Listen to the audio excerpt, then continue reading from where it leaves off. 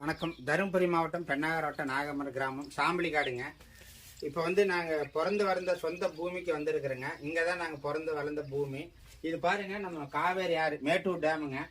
1934க்கு முன்னாடி டேம் கட்டுறதுக்கு முன்னாடி இதுதான் எங்கள் முப்பாட்டினருக்கு எல்லாம் தோட்டம் தருவோங்க. நல்லா தோட்டம் தரவாக இருந்த இடம். இப்போ டேம் கட்டின பிறகு எங்கள் முப்பாட்டின எல்லாத்தையுமே மேடான பகுதிக்கு வர சொல்லிட்டாங்க. இப்போ பாருங்க, ஃபுல்லா 120 அடி தண்ணி வந்ததுனாங்க. ஃபுல்லா ரப்பாரா நிக்குங்க. இங்க சொர்க்க பூமிங்க. இது நம்ம சாம்பலி காடு அப்படிங்கிறது ஒரு சொர்க்க பூமி, சரிங்களா? இன்னைக்குதான் ஒரு 5 வருஷம் கழிச்சு நாங்க சொந்த ஊருக்கு வந்திருக்கிறோம். நாங்க இப்ப காலையில காவேரி ஆத்துல குளிச்சுட்டோங்க. காவேரி தண்ணி பட்டதுமே அப்படியே சொர்க்க பூமிங்க. நம்ம சொர்க்க பூமி பார்க்கணும் அப்படின்னா இந்தியாவிலேயே நம்ம சாம்பலி காடு தாங்க. காலையில குளிச்சிட்டோம். குளிச்சுட்டு சாப்பிட்டு மறுபடியும் 2வது இப்போ வந்திருக்கிறோங்க. குளிக்கிறதுக்காக இன்னைக்கு வந்திருக்கிறோம். நீங்க சொர்க்க பூமியை பார்க்கணும் அப்படின்னா நம்ம சாம்பலி காட்டு கிளம்பி வாங்க. நாகமரை தாலுக்காங்க, பெண்ணாகர கிராமம், சாம்பலி காடுங்க. நம்ம சொர்க்க பூமி எங்க அப்படின்னு எல்லாருமே தடுமாறுவீங்க, இடம் தெரியாம.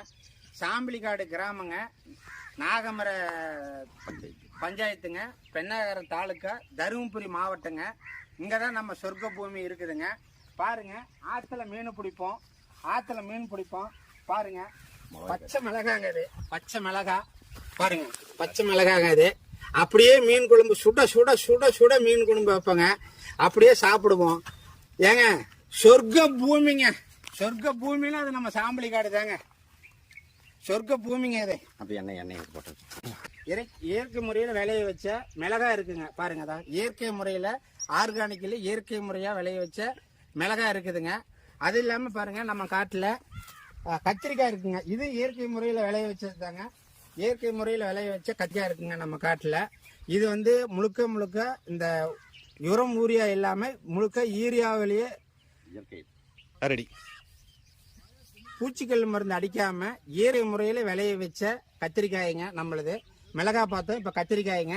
அடுத்தது பாருங்க, இங்க பாருங்க, அப்படியே பூத்து குலுங்குதுங்க நம்ம செடியில. அடுத்தது பாருங்க, தக்காளி பார்க்கலாம் வாங்க. தக்காளி